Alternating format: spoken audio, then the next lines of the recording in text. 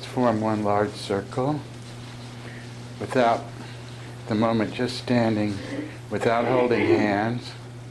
And what we want to do is take a breath up through the feet, all the way through the whole body, up through the top of the head, and then as we exhale, down through the crown, all feeling your whole body in like taking on a garment of light, of empowerment. So as we breathe in through the soles of our feet up through our whole body, we're going to breathe in the first half of the Sufi invocation toward the one, the perfection of love, harmony, and beauty, the only being. Nice slow breath up through the feet, and then as we breathe down, united with all the illuminated souls who form the embodiment of the Master, the Spirit of Guidance, feeling this connection with us, drawing that down into the aura of our body. We'll do this for a little while.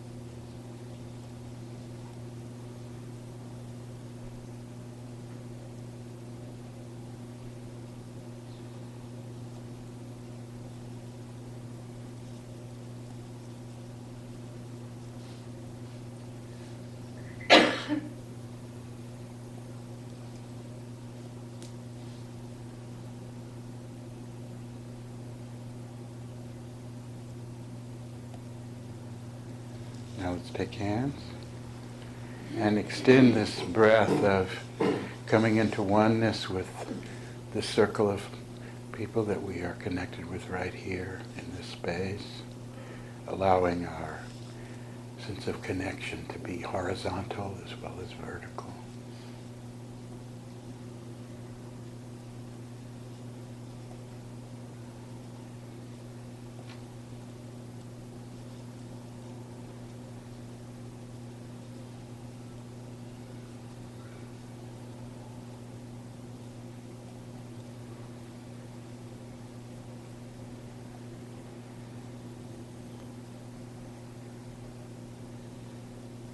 And gradually feeling this expand to all our connections in the great web of life.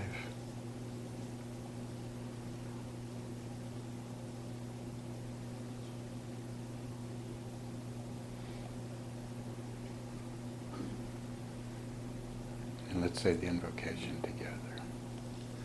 Toward the one, the perfection of love, harmony, and beauty, the only being, united with all the illuminated souls who form the embodiment of the Master, the Spirit of Guidance. Okay, again, refreshing that intention, taking a step in and saying it again. Toward the one, the perfection of love, harmony, and beauty, the only being, united with all the illuminated souls who form the embodiment of the Master, the Spirit of Guidance. Once more. Toward the one, the perfection of love, harmony, and beauty, the only being, united with all the illuminated souls who form the embodiment of the Master, the Spirit of Guidance. And the Bismillah. Bismillah, Rahman, Rahim. Let's form one large circle again. Let's see if we can or make this ellipse or oval work in the room. It may work for this next practice. I want to do a partnership practice using the two poles of Ya Rahman and Ya Rahim as sun and moon. And Tawaba, if you'll, this is something Murshid liked to do and something I like to put into the atmosphere. Here's the way we'll do it. We'll establish, we may do this in two circles, but we'll establish starts off as the sun and who starts off as the moon. So I'll be the sun, I'll say Ya Rahman, and she'll respond Ya Rahim. And then we'll do that a couple of times going this way, and then we'll reverse the polarities going the other way, and then we will come into a sense of a oneness beyond, or combining sun and moon, or just meeting in the oneness that is right here in our breath, in our atmosphere. So, sun, moon, Rahman, Rahim. Here we go. Ya Rahman, Ya Rahim, Ya Rahman, Ya Rahim, Ya Rahman, Ya Rahim, Ya Rahman, Ya Rahim, Ya Rahman, Ya Rahim, Ya Rahman, Ya Rahim, Ya Rahman, Ya Rahim, Ya Rahman, Ya Rahim. That's it.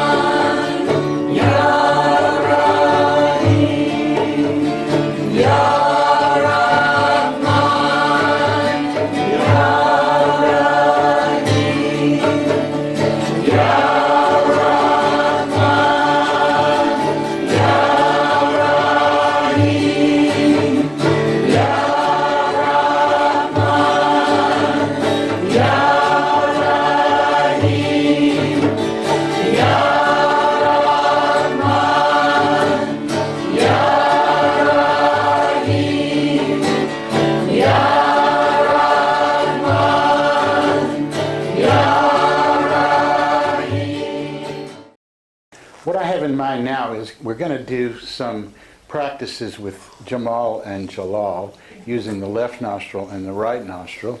And to do this, this is kind of prefiguring one of the practices that I'm going to, that we'll be doing for the next month. So while I'm giving this instruction, I mean, some of you may want to sit, rest your legs, because it's not very long instruction, but I think we'll do the breathing part of it before we get up to do the walking or akhlaqala part of it. So if you just make yourself comfortable,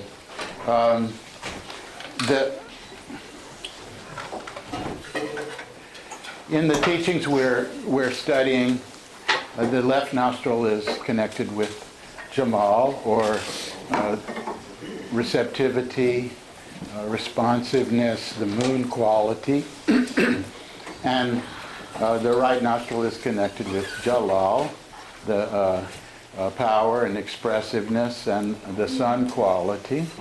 And when Murshid Sam did develop the astrological yoga, for example, these qualities are definitely a part of the whole expression of it, and yet, for example, if you were to do the breath in through the left nostril and out through the left nostril, in that it would be a moon combined with Venus, which are two qualities that are certainly responsive and Jemal, but they have a kind of a psychic element to them.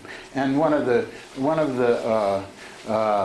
things that we're learning as we're exploring this mystery of the breath and using it as the focus really for the whole of the transmission of what the Sufi teachings are.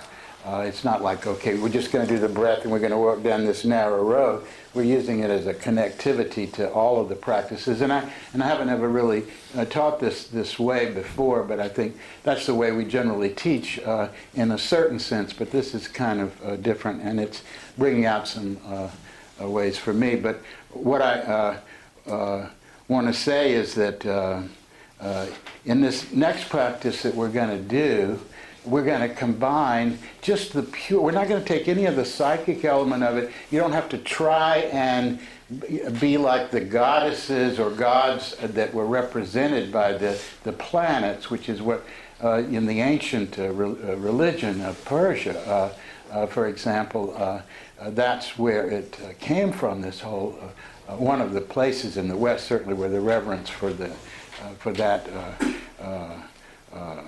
aspect of deity came in. We're just going to take it as in akhlaq Allah form.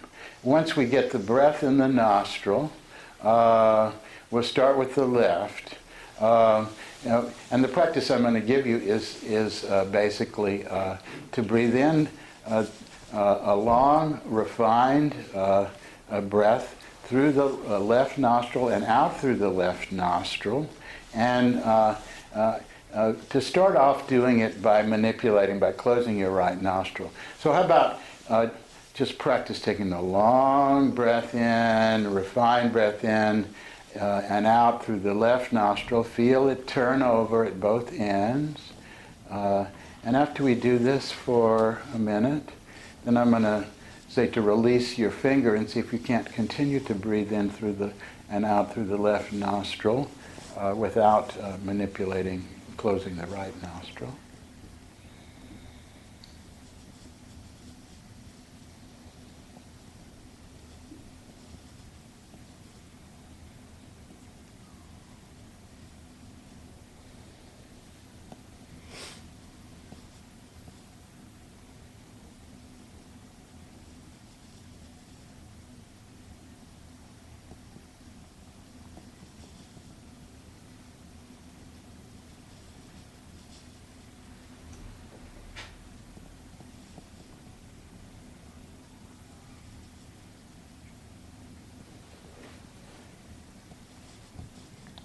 Remember to let it become long and refined, relax into it.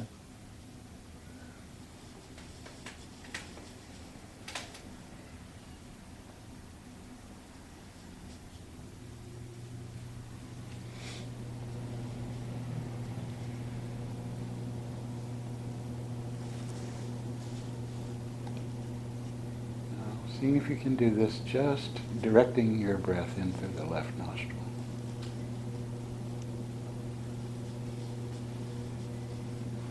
And out.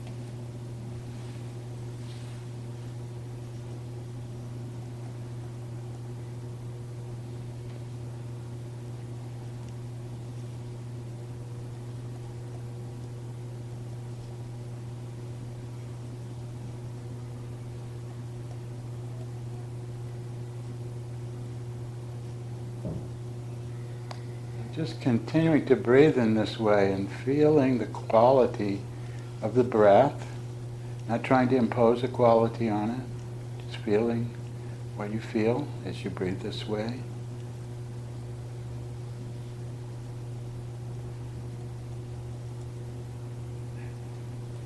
Let's clear the center of the floor and contract the space enough so that at least one person at a time can get up and move freely, expressing their breath in this condition, feeling the presence of God moving with them. Continuing the breath in the left nostril.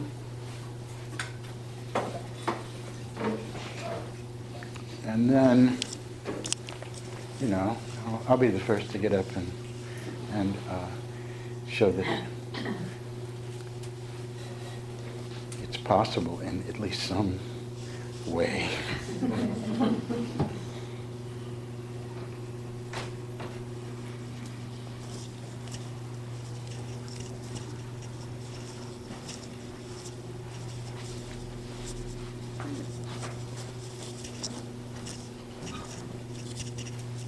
First, just try to move with the breath in this condition. And then feeling presence within you to be free and to feel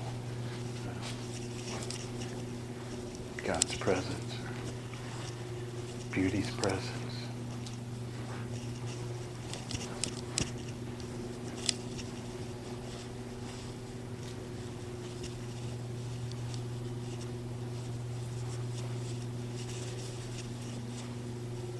No compulsion in Sufism, but invitation. Well, I know a few people are still in line to use the facilities, but I'm going to go ahead and kind of, because my thought was that we would start meditatively here. So just to give you a sense of where we are going, and you can start to settle in to the meditation. The meditation is the basic meditation we've been doing, which is to establish the rhythm of the breath, to then allow it to become very natural and naturally extend into a long, refined rhythm, which it will do as you focus on it, bring your heart's awareness to it, your interest to it, quicken that, and then become aware as you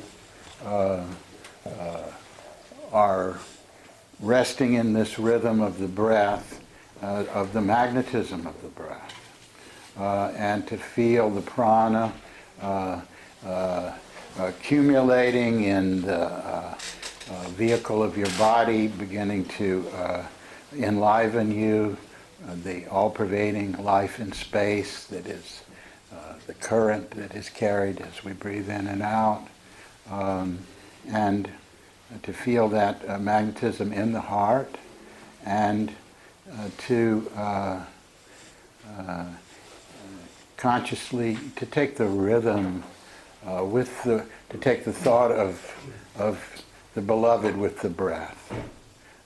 Taking taking what it is that you want toward the one in the rhythm of your breath, feeling that presence, engaging in all the feeling that comes up in the heart, and finding it all transmuted into love, and love of the beloved, and oneness in that, and flowing in that. And we'll do that practice for about 10 minutes now. So again, settling into the breath in this way.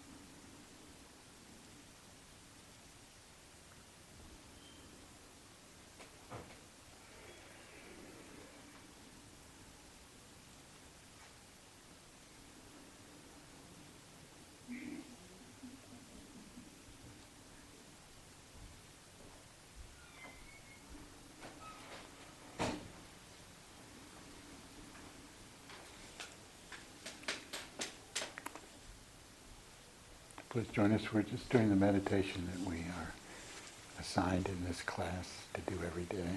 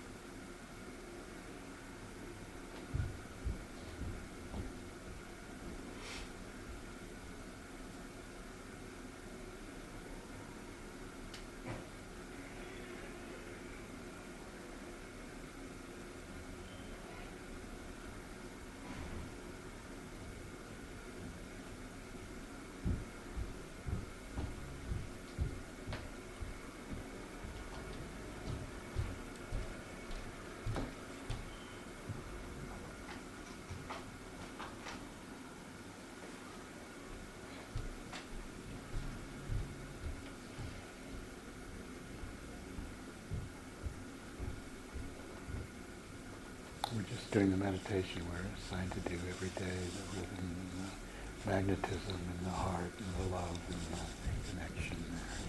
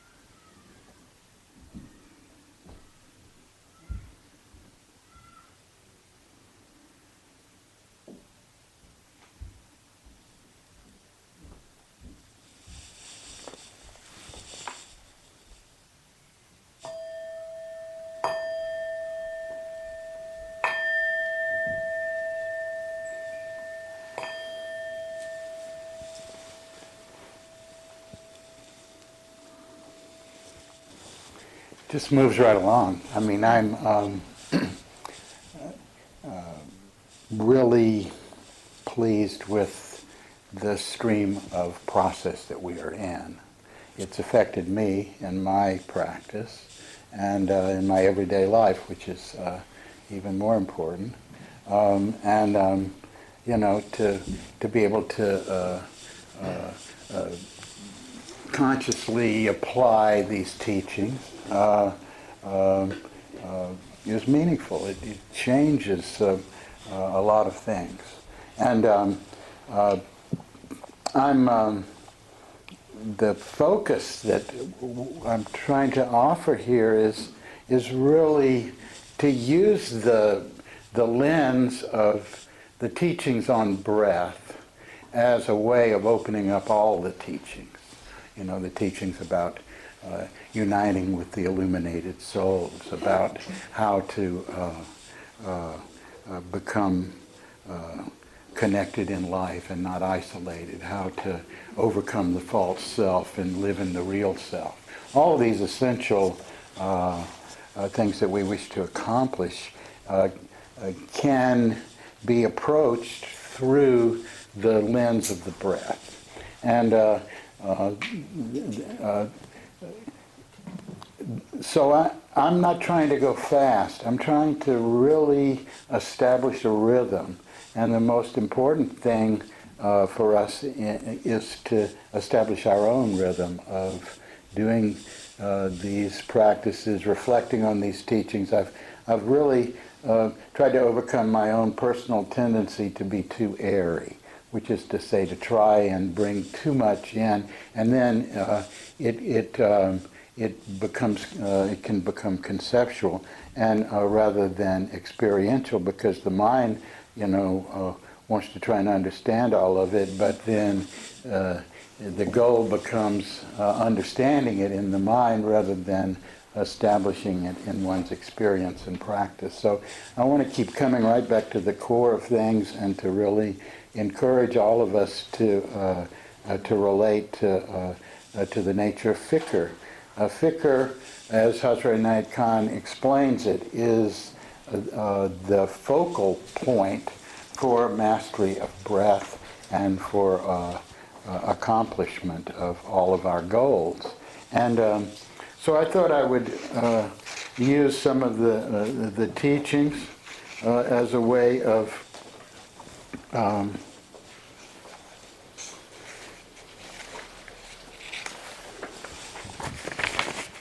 reinforcing this and to come back to it, reflecting on it deeper. We'll have some time this afternoon and perhaps this evening to have more discussion and interaction about what's going on in your process and the kinds of things that have come up in your journaling. Right now, I just want to go into some of these teachings. From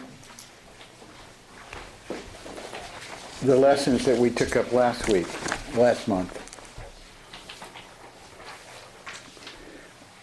The breath is a current which is established between all planes of man's existence. Its current runs from the life unseen to the life on the surface. So, the breath is the current established between all planes of man's existence. What are the planes of man's existence? Everything from being a rock to being God, I would say.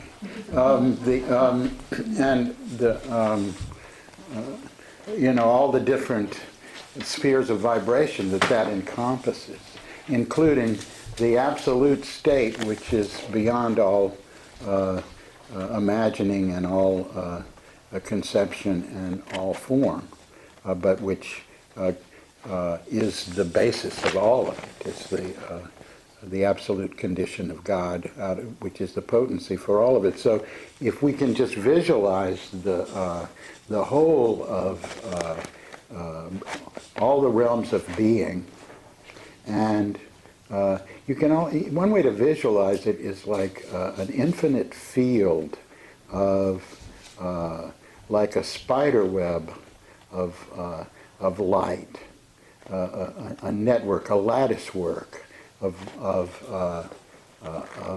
interconnected strands, endless, infinite. not only spacious but intensive in the sense of not only all inclusive but but the vertical direction also, all the realms of vibration. And to understand there's a current that connects all that, a consciousness that flows in all that. This is right in the heart of the saying of Jesus where he says, I'm the vine and ye are the branches thereof. What vine is the God-conscious human being? It is that whole field of awareness, that whole interconnection of all life. And this is why when the Sufis give inner name to the prophets, they call Jesus the breath of God, the soul of God, Ruh Allah.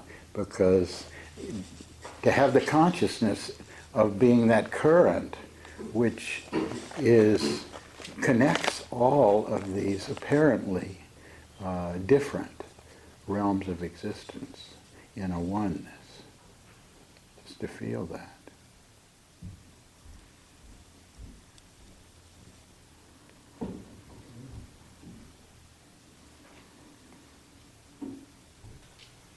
As Murshid Sam says, the connection between breath and prana, energy, life force, essence, is like the connection between iron and magnetism. The breath, as we know it, the physical coming in and out, that is just where we have a lever, where we have a means of introducing our own awareness as a vehicle of focus, of attunement. So the breath is affected by everything. So we want to bring things into the breath to affect it in a way that purifies the breath, that takes all the breath will tend to bring our awareness into, to accumulate everything our awareness has been reflecting on. And so such an important part of meditation and is this what Murshid Sam calls the pitch of the heart, raising the pitch of the heart. In other words, we need to bring a kind of heartful attention to it, a caring, an interest, a motivation that enlivens the heart. Otherwise, we're just doing practices in a way that is somewhat disengaged from our feeling and from our purpose and from and it has an effect, but the effect is way muted by the lack of the pitch of the heart being raised. Again, taking another few phrases from the lessons we've been reflecting on for our consideration. Rhythm, the rhythm in Fikr. Rhythm is the nature of motion, and motion is the nature of life. Life is not possible without motion, and motion is not possible without rhythm. It is the rhythmic motion which keeps the whole universe going. And the same motion is the hidden secret of our life, as we are a miniature universe within ourselves. Our breath is both the cause and effect of this rhythmic motion. Now there's a lot here, a lot of very practical advice for us to establish a rhythm. Inhaling and exhaling is just like the pendulum of the clock. When it is regular, the clock goes on regularly. When slow, the clock goes slow. When quick, the clock goes fast. So it is with us. When our breath is rhythmic, all things go well. The mechanism of the body, the working of our mind, and the work of our feelings are all normal. Therefore, all we think, speak, and do is normal and right. When the rhythm of our breath is irregular, all illness comes, thoughts wander, feelings are upset, and our life becomes full of confusion. All we feel, speak, and do has a bad, in other words, a wrong effect upon ourselves and others. Therefore, by Fikr, the Sufi sets their breath to the proper rhythm. And when it becomes a habit, by a practice done every day, the Sufi's whole life becomes orderly and regular because the rhythm in time becomes a habit of the breath. And while awake or asleep, the breath goes on rhythmically, keeping all the pulsations in rhythm, on which the health entirely depends. The rhythm so produced by the breath keeps the thoughts in order, the will powerful, the memory in order, the feelings normal, and thereby all one's affairs in life come into a perfect and proper order. Well, who could argue with all your feelings and everything in life coming into a perfect and proper order just by such a simple thing as beginning to establish a rhythm in the breath? And you know, one of the things I've noticed in terms of, our ongoing instruction, which is to check into the breath throughout the day, and to know, in the midst of different activities, and to notice the condition, or to have a kind of an inner light go on when you notice that the breath is in an irregular condition, so that you can connect immediately with what it was that triggered that, whatever inner stress or tension or situation triggered the irregularity in the breath, the holding of the breath, the establishment of an erratic rhythm. And as soon as you notice it, to check in to the, to what's that telling you about your situation, and then to quickly or almost immediately establish a rhythm, right with wherever the breath is at that time. You say, okay, I'm going to bring it into a rhythm. I'm going to take the rhythm that's most present, or most that I feel is most available in the space, and I'm going to establish that rhythm.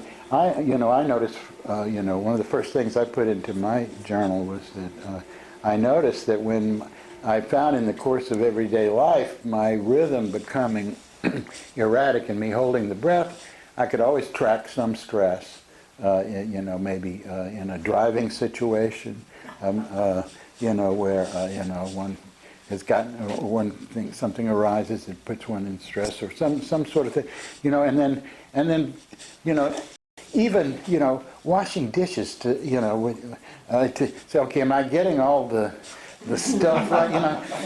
Just that kind of thing of worrying a little bit about what you're doing and how does it affect your breath. All of a sudden, I'm saying, okay, I know this is not a stressful activity, washing dishes. So I'm going to practice. I'm really going to make myself very conscious of the breath being more important than anything in this moment. The rhythm of the breath, the sweetness of the breath, the life force in the breath, what the breath is taking in, and that's definitely made some more harmony in my own experience. Again, in the same vein, from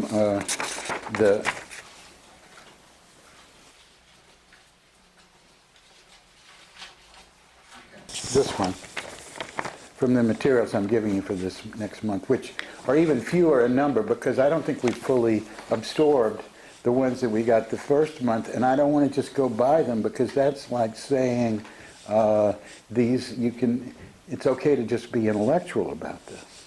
I really want us to get into the nature of Jelal and Jemal and Kamal, to notice the rhythm of the breath in different situations, to learn from it, and to see the effect of establishing this kind of rhythmical breath practice in our meditation every day.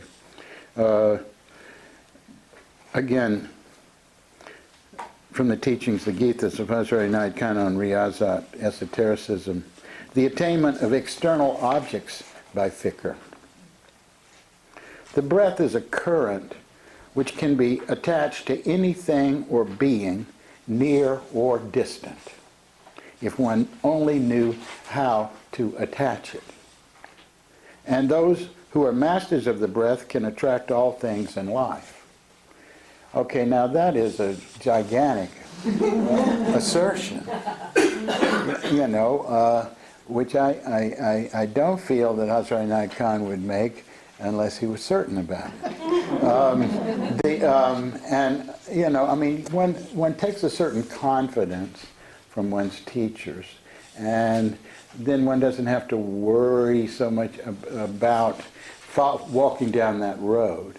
It just kind of allows one to say, okay, I'm taking this, even if provisionally, as true, so that I can give the weight of that as a truth, the importance that it should have in terms of my own practice and my own ongoing development. So when it says this, that the breath is a current that can be attached to anything or being near or distant, the question becomes, okay, how do you do this? How do you do this action of connecting the breath? What is it in the breath that allows us to experience the breath as a connecting a vehicle? And one of the things that is within it is our awareness.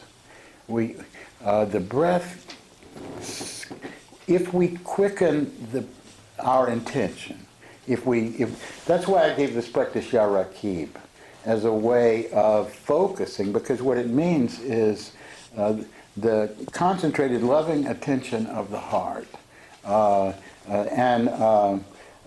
That's the secret of concentration, is to bring a loving interest into focus.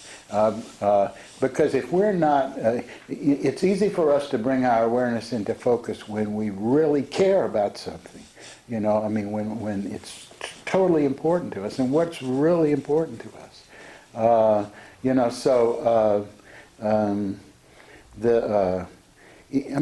Just reflect for a moment on some outer thing in your life that you would really like, that's really important to you to accomplish. And let the importance of it not be a worry, but a heart interest, a heartful, awakened interest in that object of attainment. And then, having gotten clear on that, it might take you a few 30 seconds or so to get clear on that. Then connect your breath with it. Feel that focus of attainment and breathe with that in your heart, in your awareness. Let your breath touch it and draw it toward you without any effort.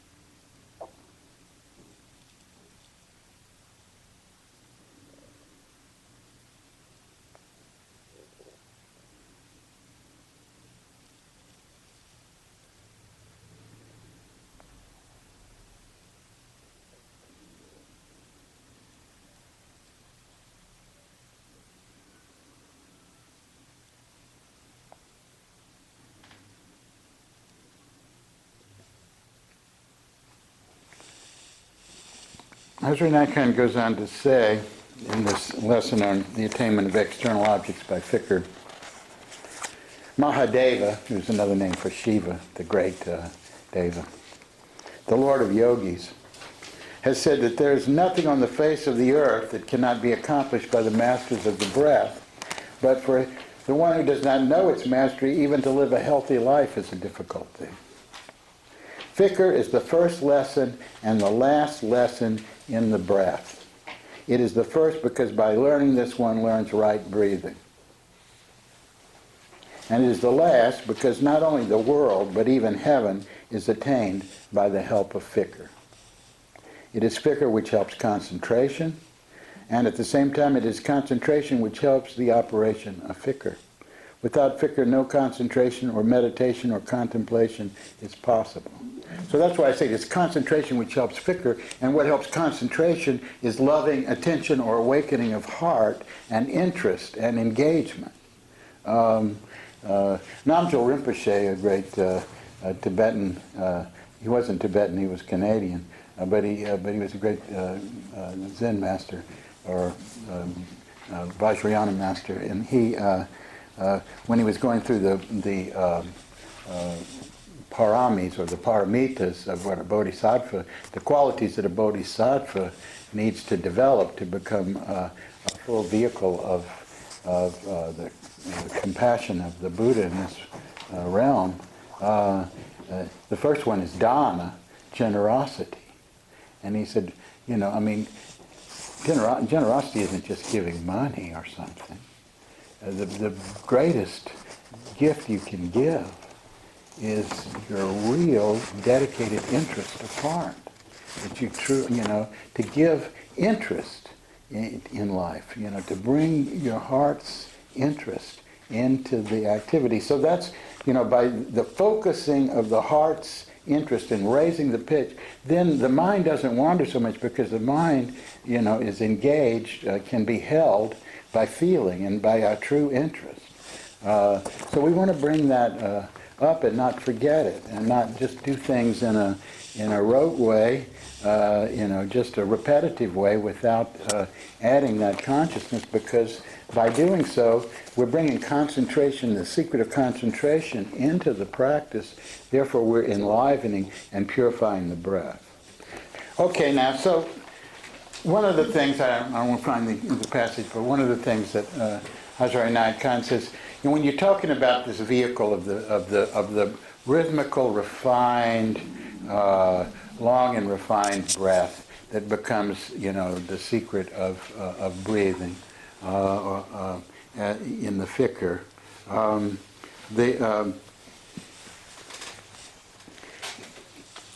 one of the things that Hazrat Inayat Khan says is there are things that purify the breath, and there are things that the breath purifies, just like the breath is the cause and the effect of everything in creation. It's like, it's being affected by everything, and it affects everything. So, in that way, we need to have an awareness of the things that work to purify the breath, to help to bring it into that natural condition where it is able to really reach all these planes, where it really is able to touch the hearts of the illuminated souls, to reach the cosmic egg, which we talked about last time, which I want to return to this time, that sense in which the voidness itself is the Divine Mother, is the egg of the Divine Mother that is attracting us, that we can feel this inner attraction from which everything is birthed. All of these qualities are developed by purifying the breath and by practicing Fikr and so on. So one of them is the elements are a vehicle for purifying the breath. So in a very simple way, I want to introduce this practice. Now I know this practice of the purification of the breath with earth, water, fire, and air has been conflated by some, using this teaching of Inayat Khan, into the practice of the 20 purification breaths. That's not the way I'm presenting it here, because for a variety of reasons, which I don't need to go into. It's just another way of approaching it. The way I'm presenting it here, the 20 purification breaths, I'm not going to go into. We've already talked about how we're doing those, and afterwards just feeling the all-pervading power in space, the purification of the rays of the sun, and the waves of the air. I've been doing that a lot, just stopping in the midst, when I'm out walking or when I'm out doing something, and just saying, okay, just take in the sun. Just take in this wind that is coming and the waves in the air that are blowing and allowing the clearing of impressions from the space where you're holding them in your heart-mind. And then to just remember space itself in the midst of it. But here's another way of using the elements as a method of purification. Again, that's very simple. So what I'm going to ask you to do is to establish Fikr, and then in turn I'm going to introduce each one of the elements and give you a few qualities also to reflect on as you continue Fikr and engage with the awareness of that element. Again, we'll take a minute just to go in and establish an awareness of Fikr in the breath.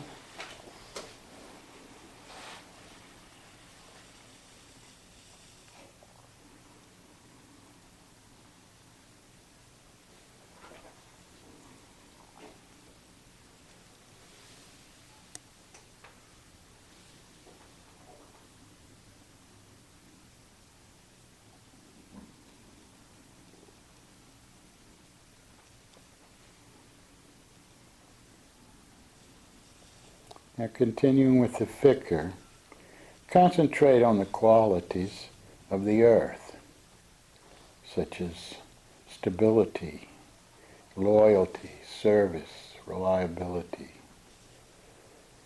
solidity.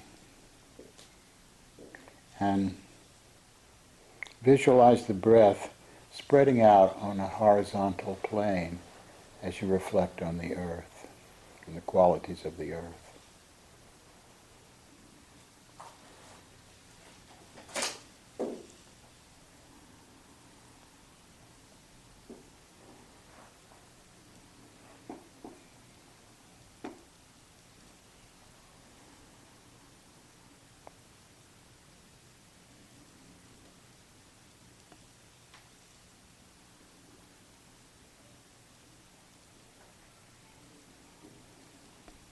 Just really let your breath be very receptive to and connected with the nature of earth and all its qualities.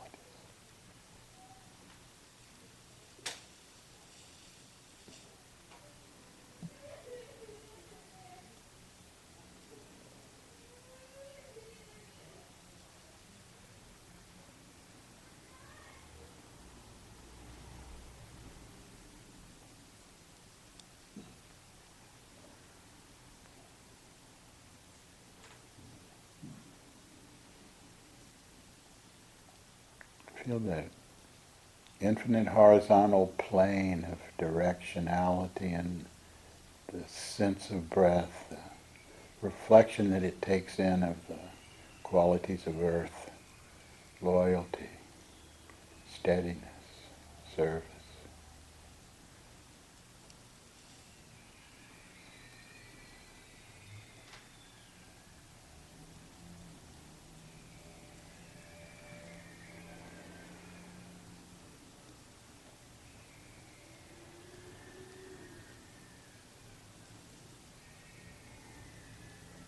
Now turning your attention to water. Concentrate on the qualities of water, such as liquidity and cohesion and ease and heart feeling. And feel the downward movement of water in the breath as it affects your breath, as your awareness of how the water element manifests affects your breath. Its cohesion, its liquidity, its ease, its heartfulness, its flowing.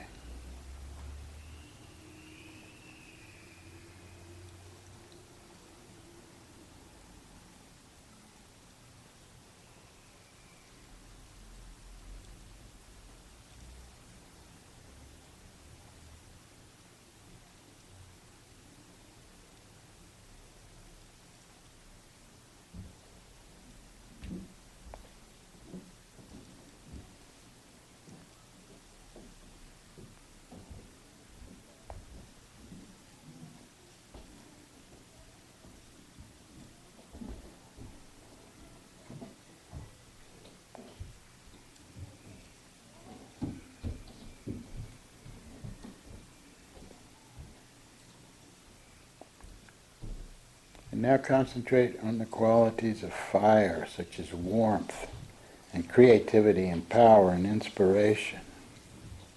And feel the upward movement of fire, the influence of fire on your breath as you open up to the qualities of fire, creativity, power, warmth, inspiration.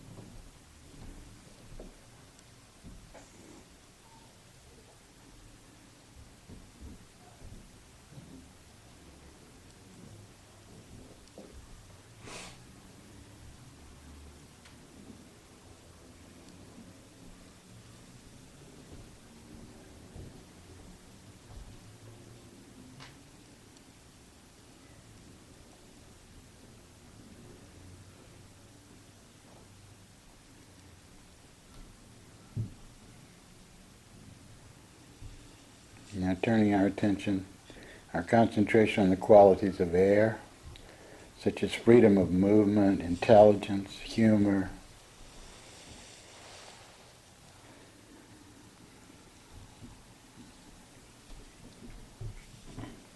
Feel the refinement, freedom, inner freedom.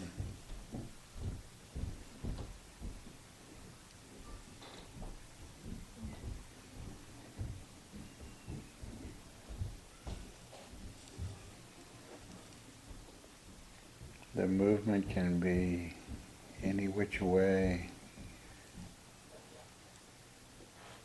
The spirit moves as it lists, says the King James Version, which means the divine breath.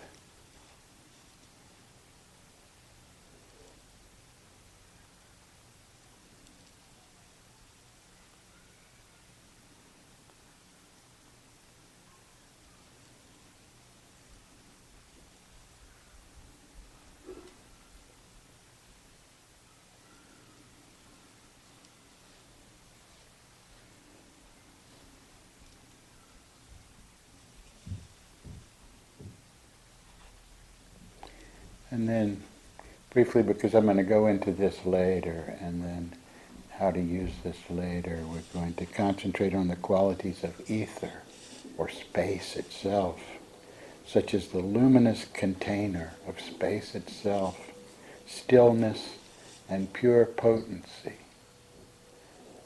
The luminous container of space itself, stillness and potency, the ether element, the source of all the elements. Feel that influence on the breath. Connect with that.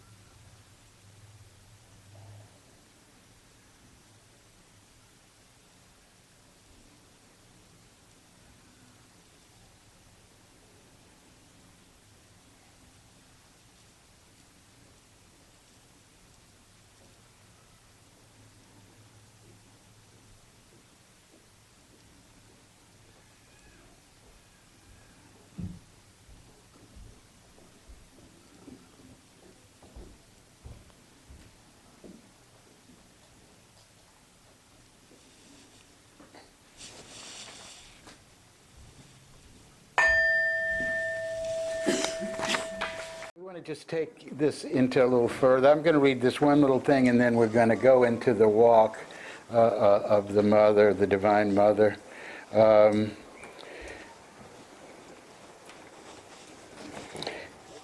There's always need to enter the silence above sound and find the peace which is all-inclusive.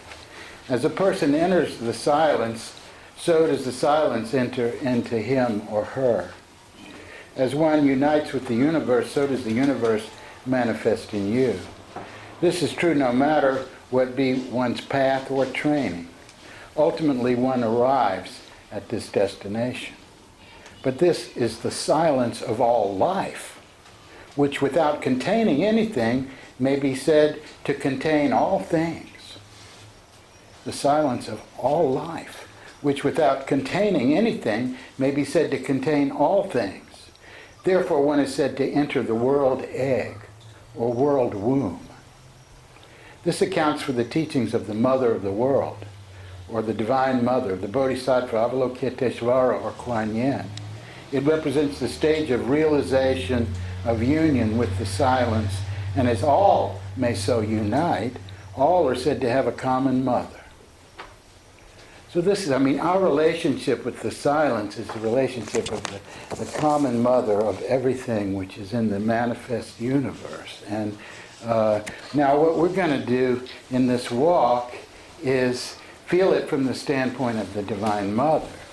And so in order to do that, we need to just take a few moments to breathe, go into the Fikr, and connect your breath and your awareness with the Mother of the World, with the world womb, the cosmic egg, the silence that is potent with all manifestation.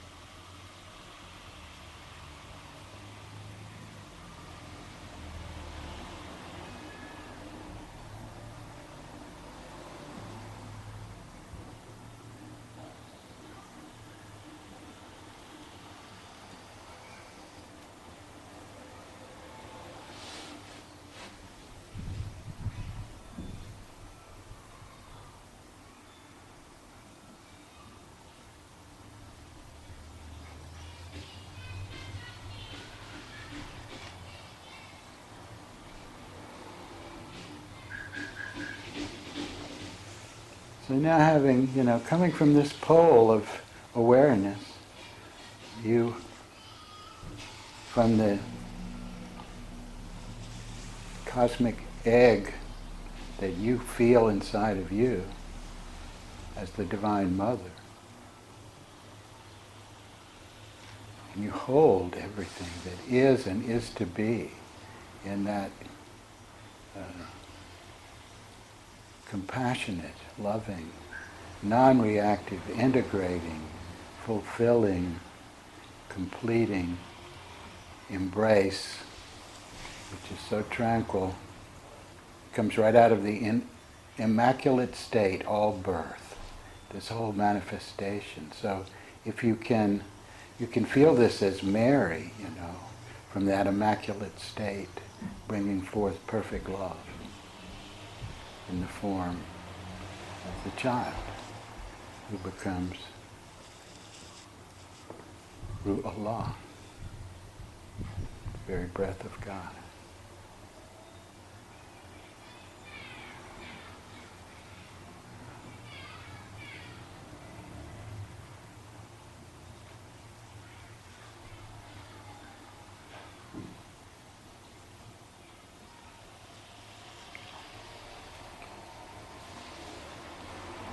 So we're being asked to refine our breath, to bring the attention of our heart to this pitch where we can feel the mother of all right in the absolute silence, which is eternal. And being that, feel its activity, birthing, constantly, holding.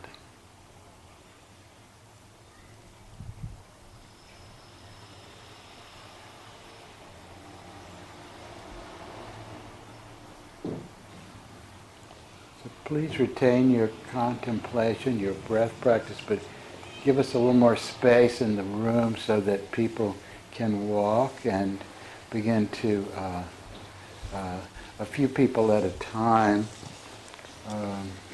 walking in the connection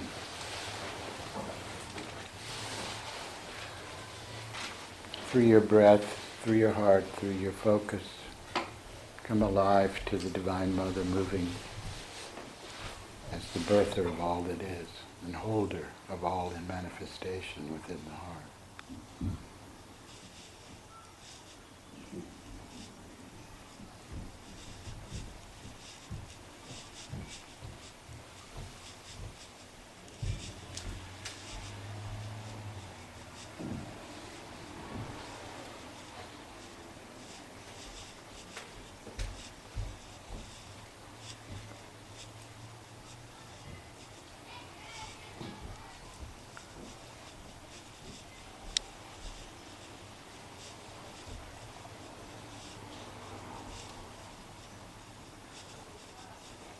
Many ways to do this, but I'd like to invite a few of you to come and just to breathe in this sense of daring to represent the Divine Mother, becoming her breath, her heart.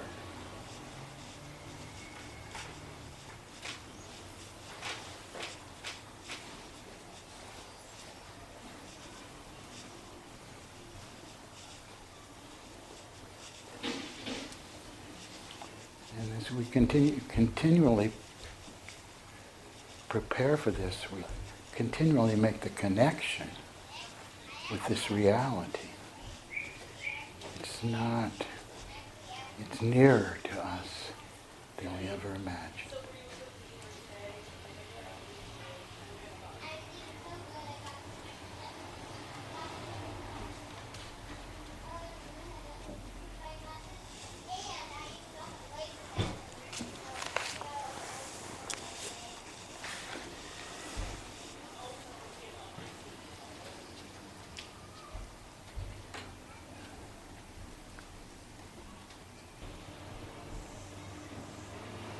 Continuing in the breath, in our attunement, this deep, peaceful condition of heart, of breath, connecting with the absolute silence, the eternally formless,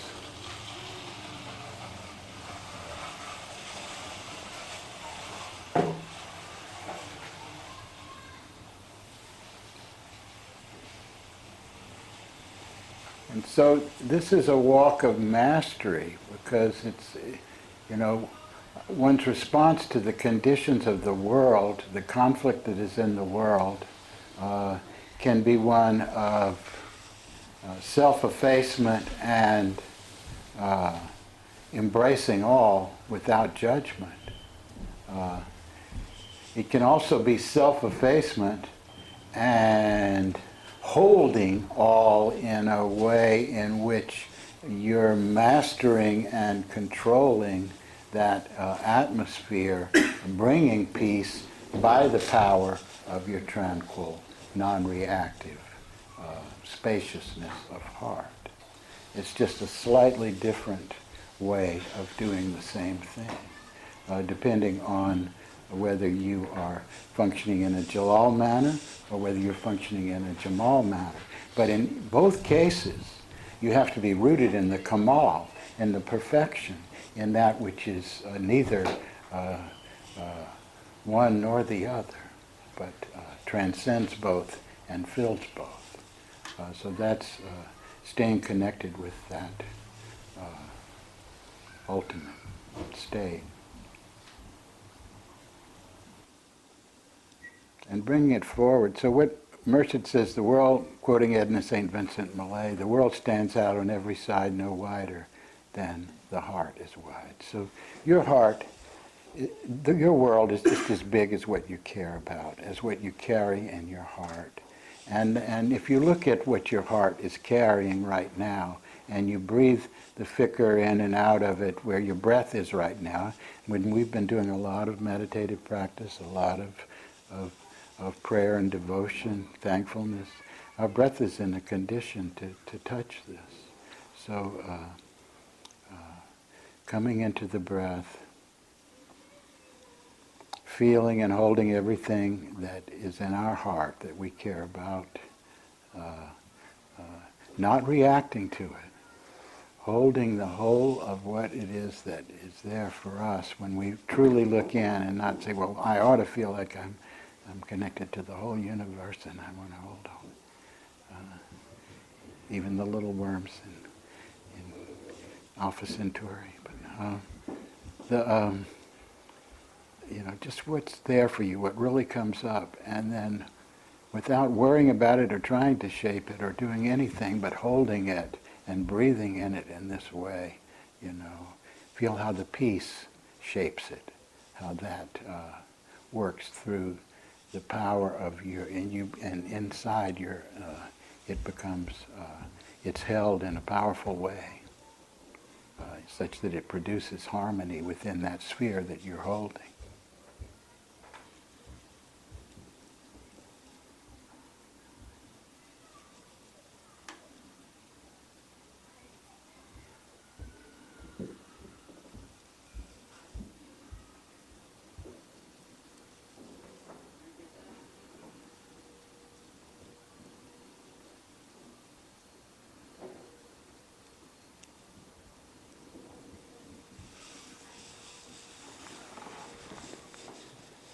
So for me, I think a good way to get into this is to connect with Murshid Sam. This was his path of mastery.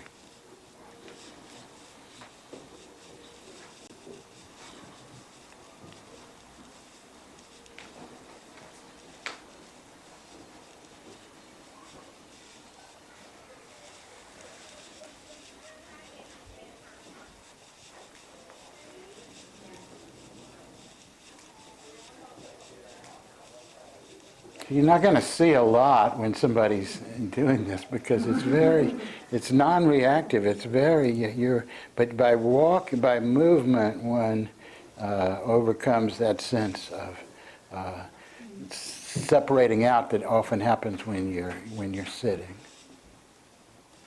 But what you're doing is you're carrying with you what you have, all the conflict within that area, everything that's within that, including all the conflict. And you're carrying it with you in this place of powerful containment and peacefully seated. And you're, in this case, connecting with this teacher who's so close to us in our lineage.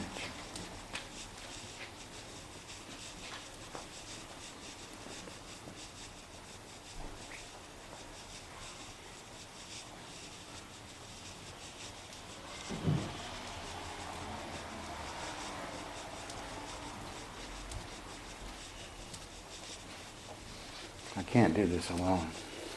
I need your people. Everyone brings, okay, not everyone at once, but that's good. Come ahead, please.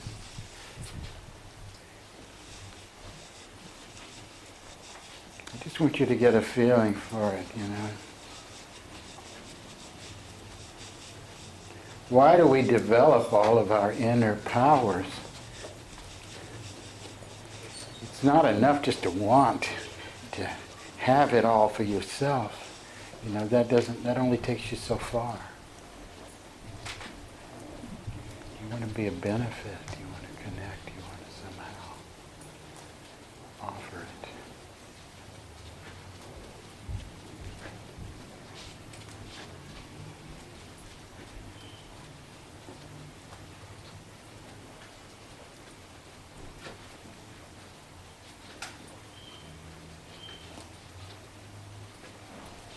Power is intoxicating. If you can hold it, all this surgings of power in this container of infinite peace that is moving with your breath.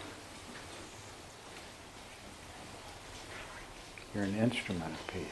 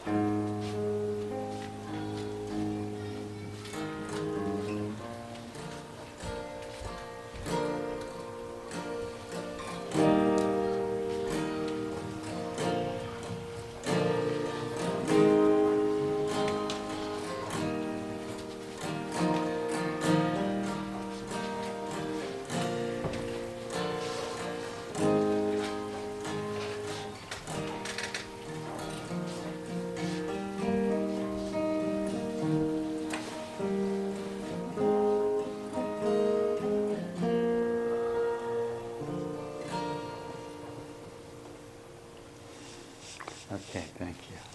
Thank all of you.